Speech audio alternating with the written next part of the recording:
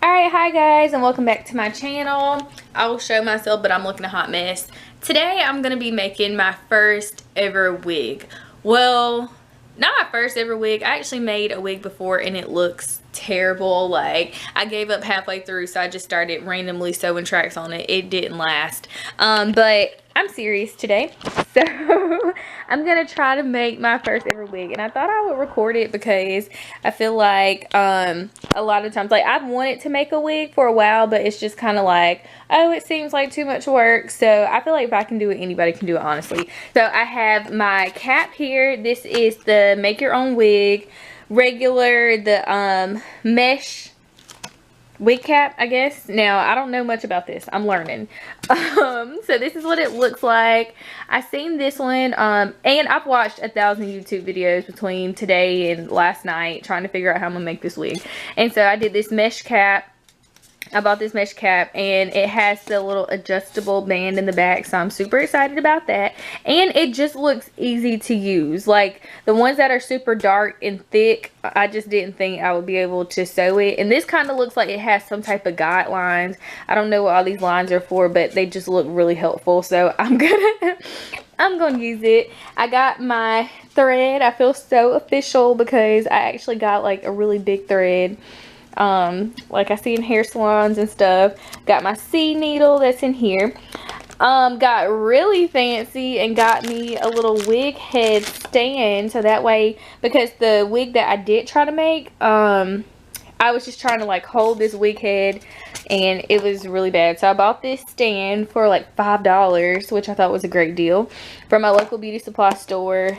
Here it is in this pack. Got my hair, and then y'all, I haven't even made a wig yet, but I can just tell you, don't try to make a wig if you don't have T-pins.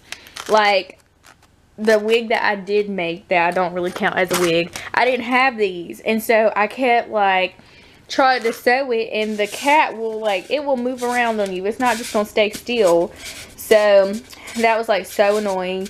But I'm about to go ahead and start, guys. Like, I'm so excited, and I really hope this turns out good because I just really need it to. I spend a lot of money getting my hair done and stuff like that, and if I could figure out how to make wigs for myself, this will be awesome. So I'm gonna get started, and I'm gonna come back to you guys after I make some progress, I guess. Alright, first things first, I went ahead and pinned the wig head down like they told me to do. I did a pin right here in the back. I don't know how that shot's gonna look because I literally just did my camera light upside down, but I went ahead and did that, so my wig cap is secure. So now I'm gonna go ahead, and I feel like I should go ahead and sew my closure down first, so I'm gonna go ahead and do that. Alright, so this is probably, hopefully, the hardest part, which, you know, I don't really know. I just know this is supposed to be flat, or maybe I should do the sides first. Flat, but then see, I still got that space right there. Oh, maybe if I pull it out more. See, it's like either you can go back. It's like you can't do both. Oh my goodness, y'all. Okay, so after many attempts, let me make sure I got a good camera angle. Y'all, excuse all my junk back there. I usually have stuff on my desk, but I tried to move it, but it's still getting in the way. So this is how I finally got my closure on here. It is laying flat. Whenever I get really good at this, I think I'm going to do a video on just how to pin your closure down onto your mannequin head, because y'all, they make it look so easy in the videos. It is really not easy. It is, I just had to learn like a whole new skill. Alright, so I'm about to go ahead and start sewing this thing down. Alright, I will get to you guys after I've sewn it down.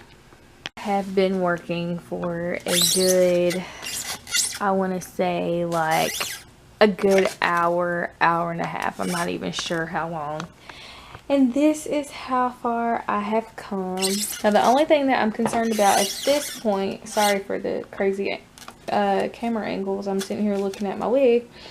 The only thing I'm a little concerned about is this area right here, because you see how it's kind of poking out a little. But I think I'm going to go back with my needle and sew it down a little more so that way it's flat. But other than that, I'm doing pretty good. I'm tired, but I'm going to try to finish within the next like hour. So this section left. Whew. I'll check back in with you guys in a minute. Say bye, girl. She said bye. Alright guys, so after a whole mess and 4.5 hours later, I have finally finished my wig. I decided to do a middle part. As you can see, I don't have any tracks showing. It is just so pretty. I'm so proud of myself, y'all. Oh my gosh, I just cannot wait to put this wig on. This is the back. No tracks showing whatsoever. I didn't wash his hair before I put it on this, before I made the wig, so I'm gonna have to do that, especially to get my part the way that I want it. But y'all, I am just absolutely in love with this hair.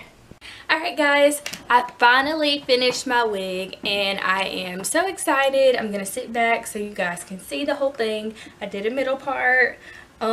So I just wanted to give you guys a couple tips on what I learned basically through my first wig making experience. One, make sure you get a cap that's easy to use. For me, I feel like the cap made my wig making experience a lot easier. As you guys seen in the first video, the cap that I used, it had holes in it. And I feel like that kind of gave me a guideline as to where to sew. At the top, it actually had like a line which represent like the middle of the cap, some type of markings on it that made it easier for me to sew on the wig. Also with the holes, it kind of gives you, like I said, kind of like a guideline, so it's easier to lay your tracks flatter. Two, make sure you know how to sew. I think that that's most important, to make sure that your tracks are secure and that they lay flat, because that will definitely make or break your wig. My first wig that I made, which like I said I don't count, I didn't really know how to sew, so my tracks weren't laying flat and it made it just stand up. It was ridiculous. So make sure that you know how to sew and that you're sewing secure and flat. Your closure needs to be flat, your tracks need to be flat, so that way when you put the wig on, it lays how it should lay. Also, if you can pre-thread your needles, I think that that would save a lot of time. It took me 4 hours to do my wig, and I think a lot of that time was threading needles. So if you can pre-thread needles and just have them ready to go as you do your wig, I think that that would cut down on time a lot. And overall, I think that this was pretty easy. Like I said, it took me 4 hours, but I think it was just because it was my first time. If you get tired, make sure that you take a break, because you don't want to just start putting tracks on there, you know, cutting corners, making huge spaces within your wig, because you will have to go back and fix it. So just take a break and come back. Make sure your tracks are consistent.